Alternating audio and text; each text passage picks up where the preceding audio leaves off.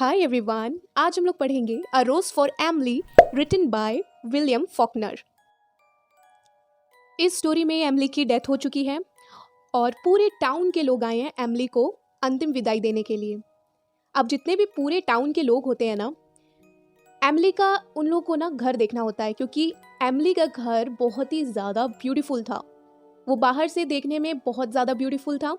तो आधे लोग ना एमली का घर देखने आए थे एक्चुअल में एमली का घर दिखता कैसे है, और जो वहाँ के जो आदमी लोग थे वो बहुत ही ज़्यादा इंटरेस्टेड थे, बट वहाँ की जो औरतें थी वो इतना इंटरेस्टेड नहीं थी। तो जितने भी लोग थे वो एमली को अंतिम विदाई देने के लिए आए थे, और जितने लोग आए थे ना वो एमली की बहुत ही ज़्यादा रिस्पेक्ट करते थे। एमली एक बहुत ज़्यादा एटीट्यूड वाली थी। एमली 30 साल की थी, मोटी सी नाटी सी और ब्लैक कलर की वो थी, पर लोग एमली को बहुत ही ज़्यादा रिस्पेक्ट देते थे। एमली अपने घर में किसी को एंटर करने नहीं देती थी। अब एमली जो थी वो ब्लैक लेडी थी, इसलिए वहाँ के जो मेयर थे ना, उन्होंने ब्लैक लोगों के ऊपर टैक्स लगाया था कि जब भी ब्लैक लोग बाहर निकलेंगे, कहीं पे भी जाएंगे, तो वो टैक्स देंगे।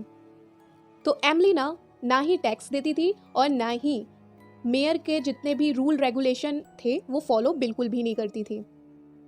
और वहाँ का जो मेयर था ना, उन्होंने एमली का जो भी टैक्स था वो माफ़ किया हुआ था। एमली ज़्यादा बाहर नहीं निकलती थी और ना ही टैक्स पे करती थी क्योंकि उसका जो टैक्स था वो माफ़ था। अब क्या होता है कि ये जो मेयर थे ना, उनकी डेथ हो जाती है, ठीक है, और न्यू जनरेशन आ जाती है।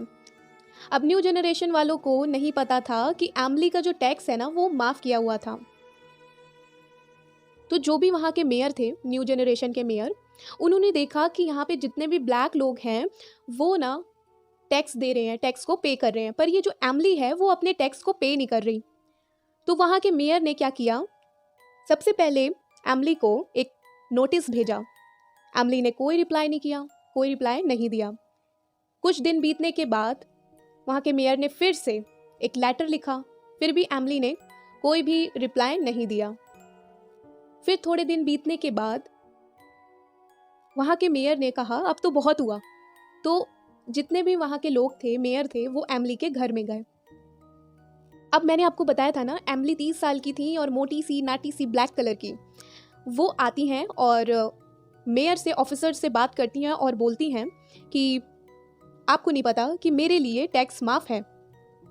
तो वहाँ के जितने भी ऑफिसर होते हैं जो उनके घर में आए होते हैं वो बोलते हैं किसने आपको कह दिया कि आपके टैक्स माफ़ हैं, आपको टैक्स पे करना पड़ेगा, और आपको इतनी बार हम लोग ने नोटिस दिया, लेटर दिया, आपने बिल्कुल रिप्लाई नहीं दिया।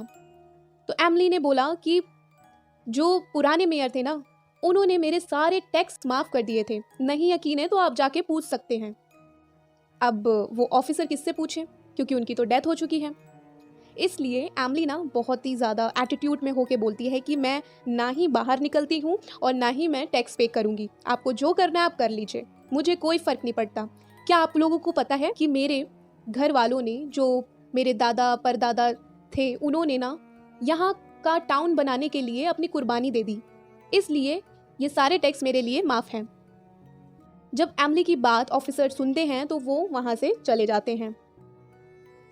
अब क्या होता है कि एमली का घर बहुत ही ज़्यादा ब्यूटीफुल है। बाहर से देखने में एमली का घर बहुत ही ज़्यादा खूबसूरत है और अंदर से भी बहुत ही ज़्यादा खूबसूरत है। पर बात यह है कि एमली के घर में ना बहुत ही ज़्यादा स्मेल आती है, और इतनी स्मेल आती है कि मतलब जो अगल बगल लोग रहते हैं एमली के घर के अगल बगल, उनको भी ये स्मेल आने लगी थी। कितनी बार लोगों ने एमली को बोला कि तुम ना अपने घर की टोप से सफाई करवाओ। एक्चुअली जो टोप है ना वो इस घर का सर्वेंट है, नौकर है। तो लोगों ने बोला एमली से कि टोप से इस पूरे घर की सफाई करवाओ, इतनी स्मेल आ रही है कि हम लोग का ना जीना हराम हो रहा है, हम लोग यहाँ पे स्टे नहीं कर पा रहे हैं। एमली ने ये सारी बातें सुनी और इग्नोर कर दी। अच्छा, एमली ना चाइनीज पेंटिंग सिखाती थी बच्चों को। कुछ दिन बीतने के बाद जो बच्चे आते थे चाइनीज पेंटिंग सीखने के लिए, उनके पेरेंट्स ने मना कर दिया अपने बच्चों को भेजने के लिए एमली के घर। एमली को बहुत ज़्यादा बुरा लगा और वो अपने घर में ही अकेले रहती थी। लोगों ने कितनी बार एमली से बोला कि तुम अपने घर की सफाई करवाओ, पर एमली को कोई फ़र्क नहीं पड़ता था। वो किसी को भी कुछ बोलती नहीं थी, ना ही बाहर निकलती थी, लोगों से बहुत ही ज़्यादा कम बात करती थी, अपने घर के अंदर ही रहती थी और कुछ भी नहीं वो बोलती थी। लोग बहुत ही ज़्यादा परेशान हो गए थे क्योंकि उसके घर से ना बहुत ही ज़्यादा स्मेल आ रही थी। लोगों ने अपनी कंप्लेन ना मेयर से कर दी कि आप कोई ना एक्शन उठाइए, ये हमारी बात एमिली सुन ही नहीं रही है कि इसके घर से बहुत ही ज़्यादा स्मेल आ रही है और हम लोग का स्टे करना यहाँ पे मुश्किल हो गया है। अब क्या होता है, कुछ ऑफिसर एमिली के घर में आते हैं कि स्मेल कहाँ से आ रही है, पर उन लोगों को कुछ भी नहीं मिलता। वो बहुत ढूंढने की कोशिश करते हैं पर उन ऑफिसर को कुछ भी नहीं मिलता कि कहाँ से स्मेल आ रही है।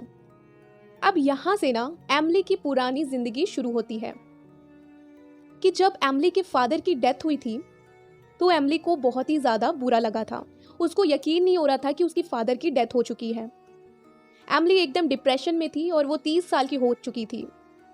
एमिली के ना पास बहुत अच्छे अच्छे रिश्ते आते थे पर उनके फादर ना मना कर देते थे क्योंकि इन लोग की जो कास्ट थी वो बहुत ज़्यादा हाई लेवल की थी, मतलब हाई कास्ट के इन लोग थे। जो लड़कों के रिश्ते आते थे ना उनकी थोड़ा सा कास्ट को लेकर इनके फादर बोलते थे कि नहीं ये अच्छा नहीं है, हम लोग अपनी कास्ट में करेंगे। और ऐसे ऐसे दिन बीतते गए और इनकी फादर की डेथ हो गई। एमिली बहुत ही ज़्यादा अकेली पड़ गई थी। एमिली के साथ कोई भी रिश्तेदार नहीं थे, रिलेटिव कोई भी नहीं थे, खाली उसके फादर ही थे और फादर की भी डेथ हो चुकी थी। एमिली एकदम अलोन हो चुकी थी।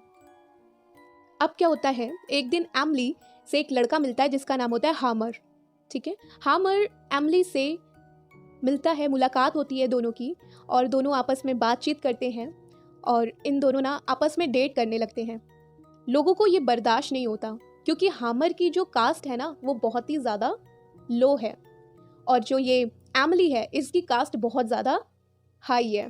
तो लोग बोलते हैं कि अगर हामर ने एमिली के साथ शादी कर ली ना तो हम लोग के बच्चे क्या सीखेंगे और हम लोग के जो कास्ट वाले लोग हैं वो क्या सीखेंगे।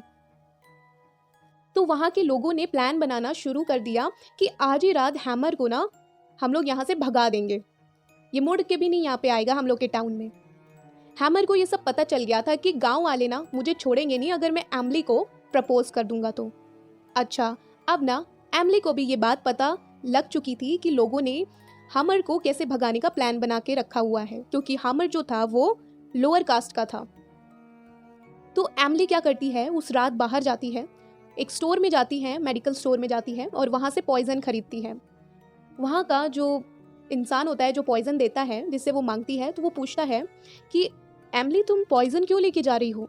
एमिली कोई रिप्लाई नहीं करती, वो बोलती है कि मैं कुछ भी करूँ, आप कौन होते हैं पूछने वाले, अपने काम से काम रखिए।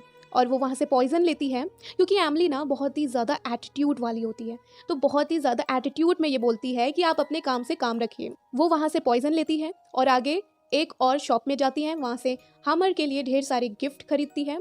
और उस रात क्या होता है, हैमर और एमिली आपस में डिनर करते हैं। ठीक है, बैठ के डिनर करते हैं और हैमर फाइनली एमिली को प्रपोज कर देता है।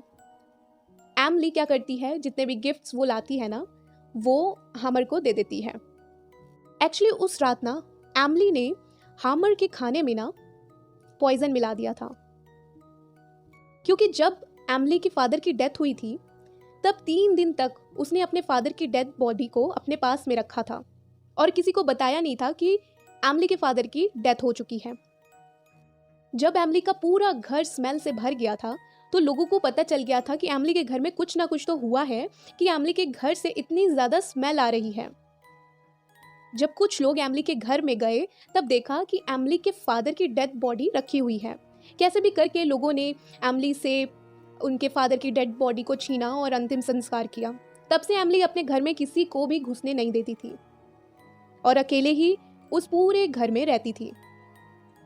अब यहाँ पर एमिली की डेथ हो चुकी है और लोग आए हैं एमिली को अंतिम विदाई देने के लिए और कुछ लोग आए हैं एमिली का घर देखने के लिए कि अंदर से एमिली का घर कैसे लगता है।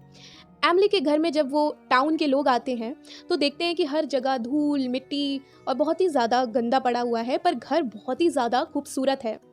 बालकनी बहुत अच्छी है और पर्दे बहुत अच्छे लगे हुए हैं, मतलब हर चीज़ बहुत ही खूबसूरत है। पर एमिली के घर में बहुत ही ज़्यादा स्मेल आ रही है। वो कहाँ से आ रही है?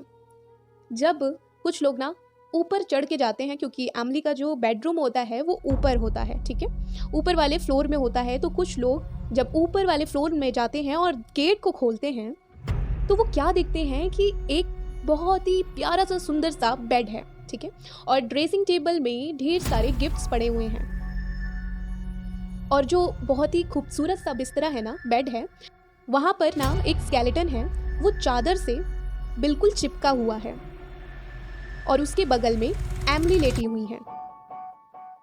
एक्चुअली ये जो स्केलेटन था ना, ये हामर था।